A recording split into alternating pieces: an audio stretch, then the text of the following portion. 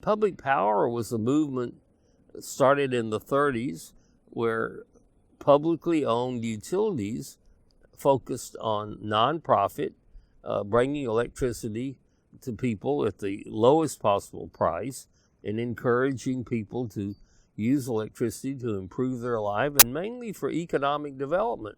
I mean, the Tennessee Valley Authority was an area that was in extreme poverty, and the low-priced electricity brought in the aluminum industry and a lot of big industries and brought prosperity.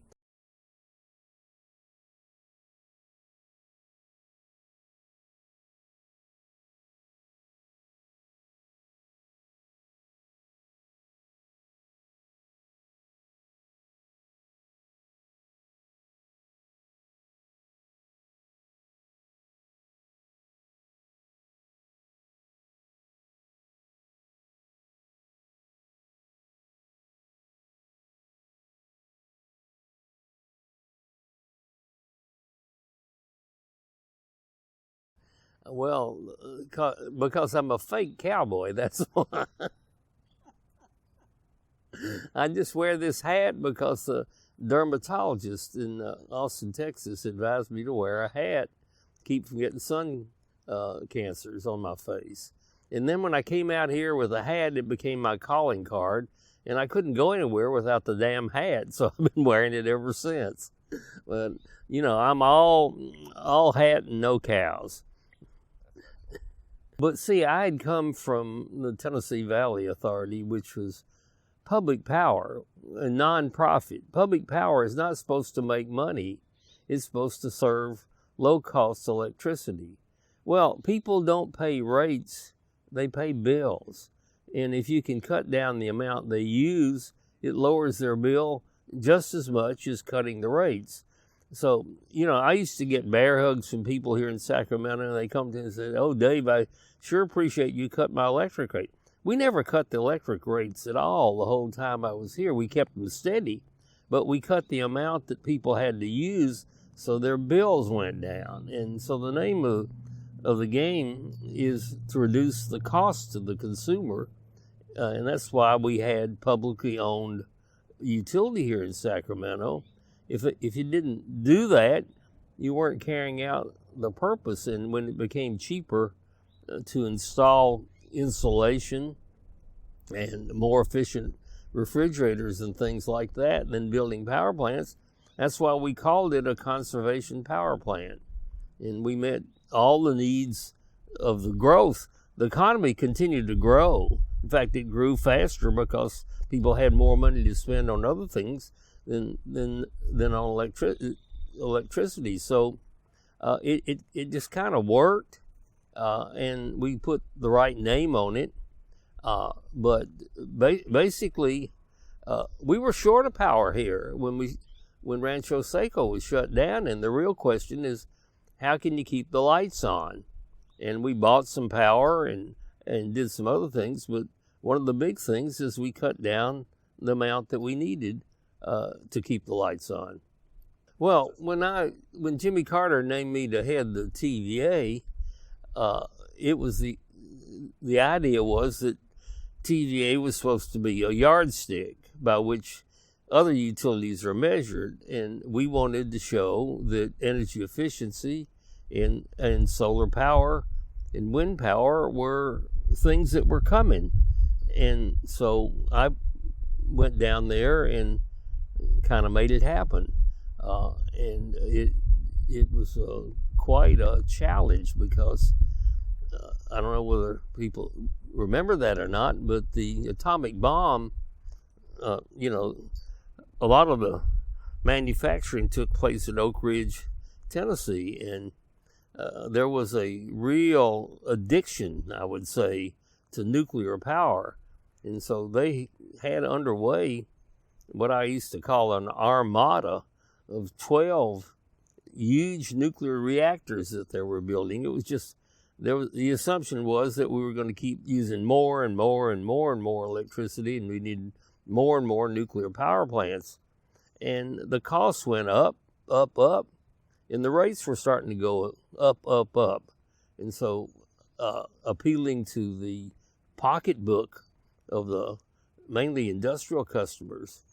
I had enough support, and I had the votes, and so we just shut down a lot of these plants while they were under construction. And it wasn't easy. I mean, you lay off 5,000 people with your vote and expect to live. I mean,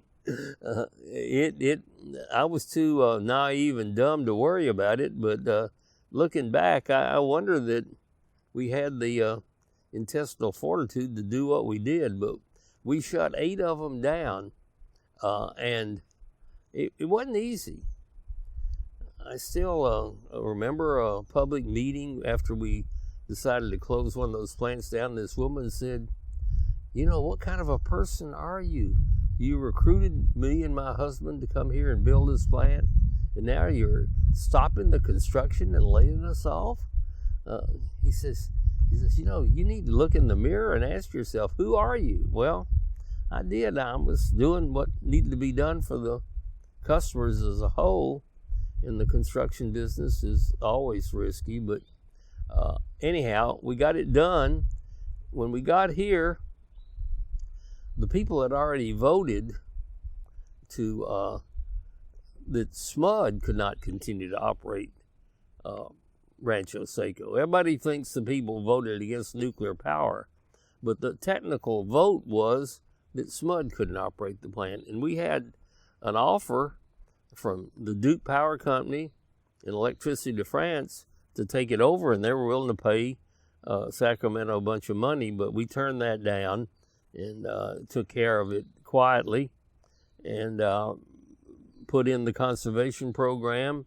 And then we built some cogen plants. You know, Campbell Soup isn't still here, but it stayed here another 15 years because we built a little power plant and used the waste heat in their manufacturing process, and that cogen plant's still operating, I think. So a combination of building some smaller plants that were more efficient and used the waste heat efficiently, plus the conservation program, and then we bought some power from the Southern California Edison Company, and it all kind of worked out.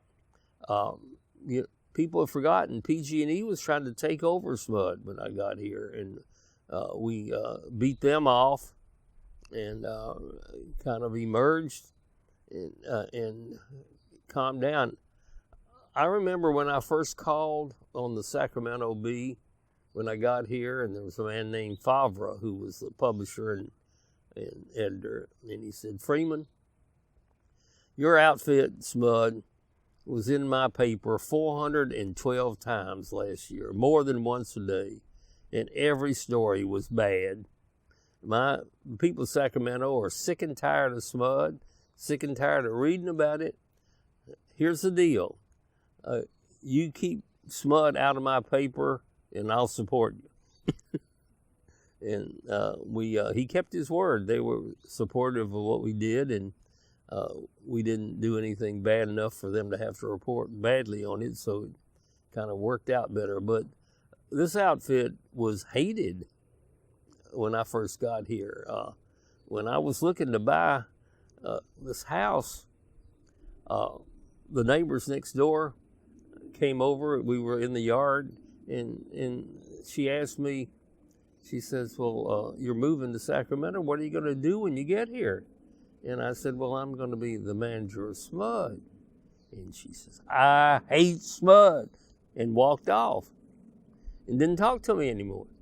That was the attitude.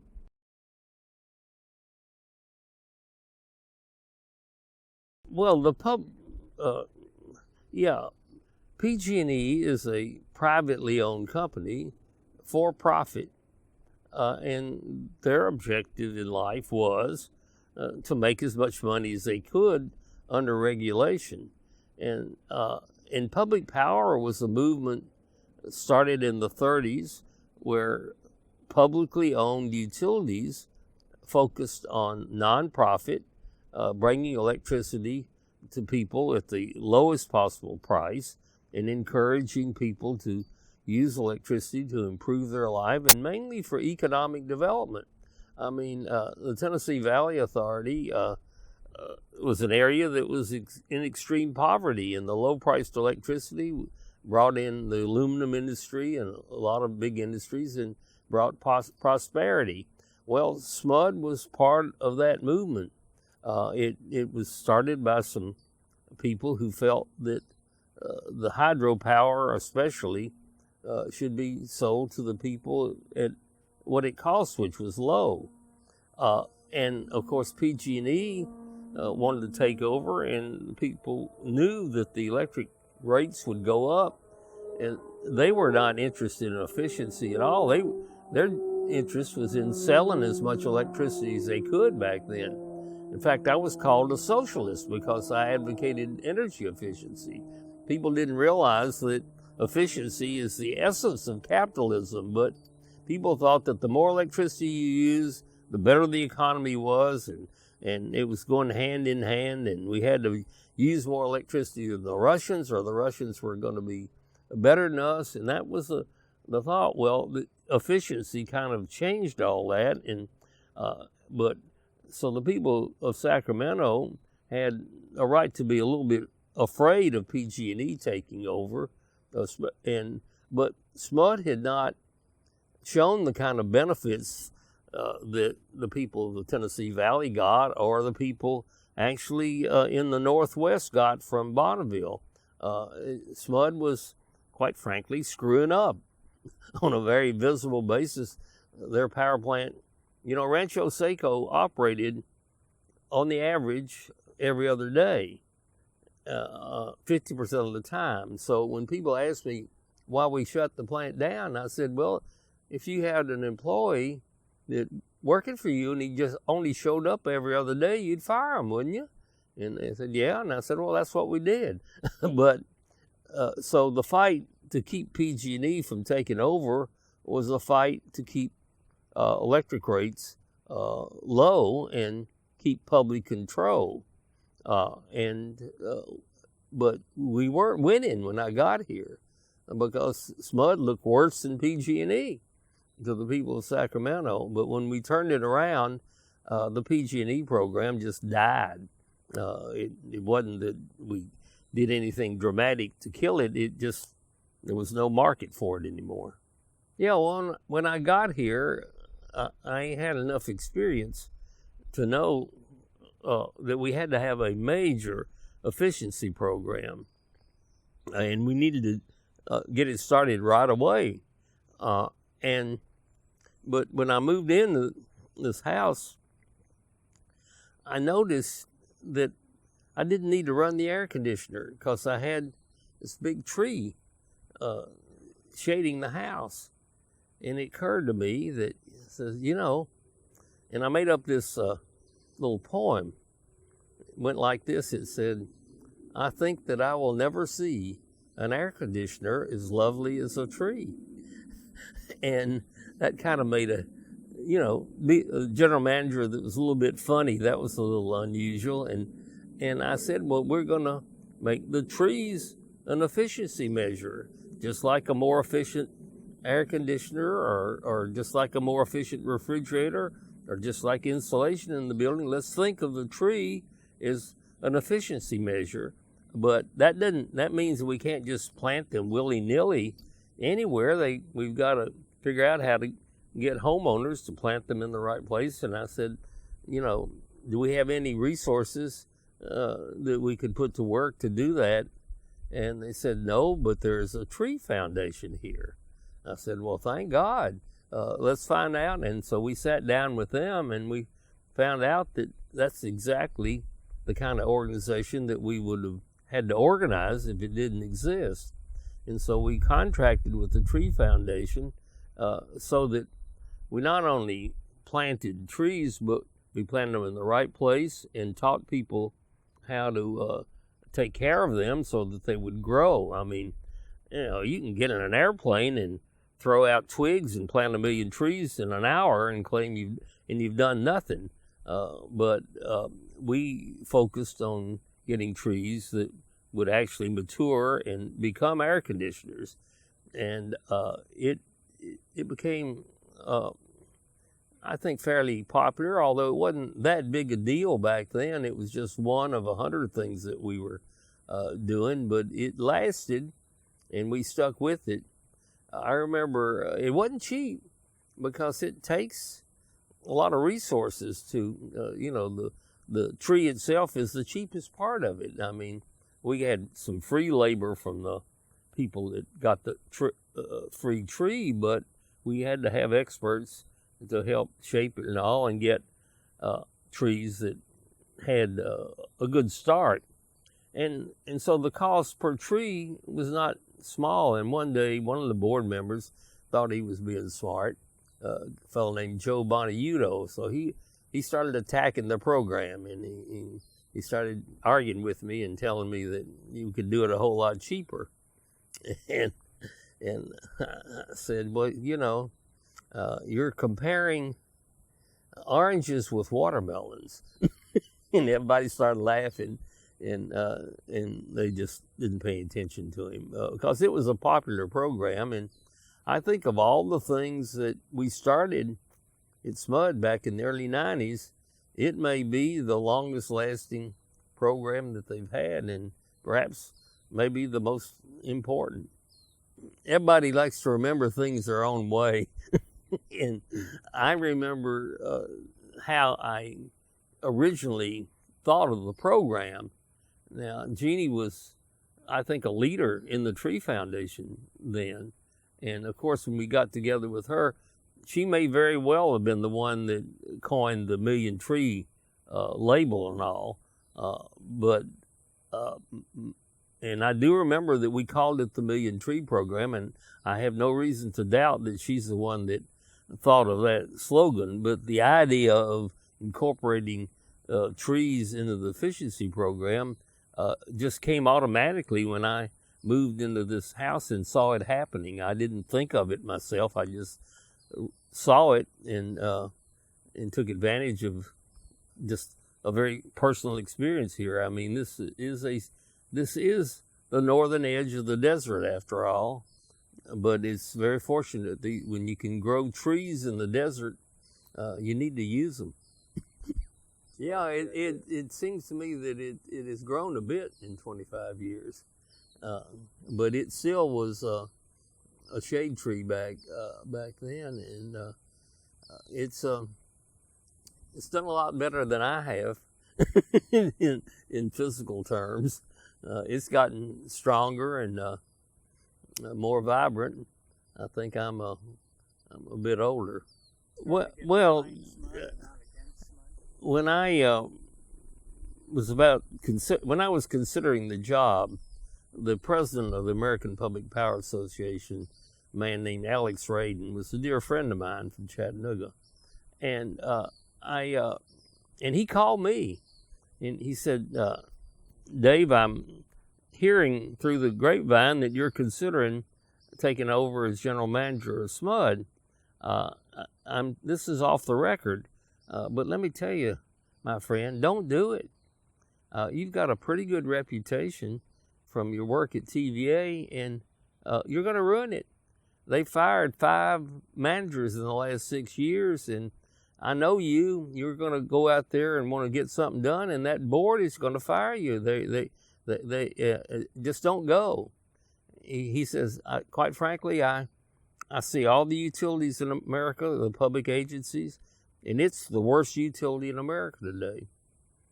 And I say that as the head of the Public Power Association. I won't say it publicly, but those people are awful out there.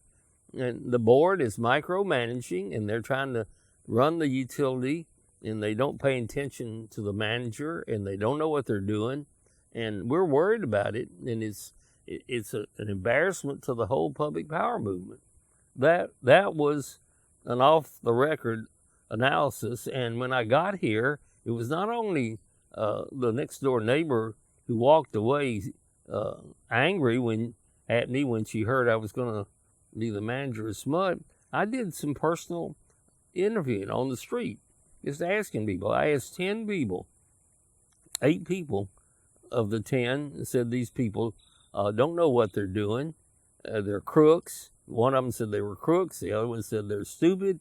And And then out of the 10, the only 2 that didn't make a bad comment simply said, well, I just pay my bill. I don't pay any attention. There wasn't anybody that had a good word to say about SMUD. And as I mentioned earlier, the newspaper said they had over 400 negative stories about SMUD in the last year. So it was Peck's bad boy. Now, I didn't do it all by myself. I mean, public opinion demanded exchange, and we have to stop here, and we need to give Ed Smeloff, Peter Keat, and Joe Bonaiuto, the board members that hired me, credit for recruiting a tough manager, knowing what they had. You realize that I was named to the TVA board, to the SMUD board by a vote of 3-2. Dave Cox and a fellow named Will Cox were the other 2. They voted against me. They didn't want a strong manager. They knew that I was not favorable to nuclear power, and they wanted the power plant to turn back on. And they were in favor of the bid by Duke to take it over. So actually the fight over Rancho Seco was not over by any means. And there was, I actually caught the manager out there at the ranch putting the arm on the employees to gather money to have another vote. I fired him, and I didn't make a big deal of talking about it because I didn't want people to think that that was even in the wind. But it was a dicey situation, any way you look at it. But the 3 board members that hired me deserve the credit for turning the thing around, even though I ended up having a little bit of a problem with them after I got here. But I had the good sense, with the help of a lawyer who still lives here in town, Charity Kenyon, to draft a contract where it provided that if they fired me, they had to pay me for the whole 4 years. So I was sort of fireproof. I knew what I was getting into, so I had, and if I be permitted to brag just a little bit, at the first board meeting, we just laid the law down. I don't know whether anybody remembers it, but at the very first meeting where I was general manager, I took off my hat and put it down, and I looked up at the board members and I said, let's not misunderstand each other. I'm in charge, not you. And I just let it sink in. I said, you will not speak to any of the employees anymore. They all work for me. I work for you. I will do anything that you vote on in public. If it's on the agenda and you take a vote, I'll obey your orders. I will not pay any attention to what you say between meetings. Don't call on me. Stay out of my way. I'm running the place. You're board members. Do we understand each other? And you could have heard a pin drop. Well, the employees fell in love with me right there. And then I used to hold, what we called, I forgot what we called these parties, but we had a park off the premises after work on a Friday where we provided hot dogs and some food, and we mingled with the employees. And then I would find out what was really going on. Let me tell you, the first day I was there, I found out they had a rule back then that if an employee got injured on the job, the first thing they did was give him a damn drug test. Can you believe that? That was the rule in effect. I abolished that rule on the spot. And it was, frankly, an unmanaged utility that was falling apart.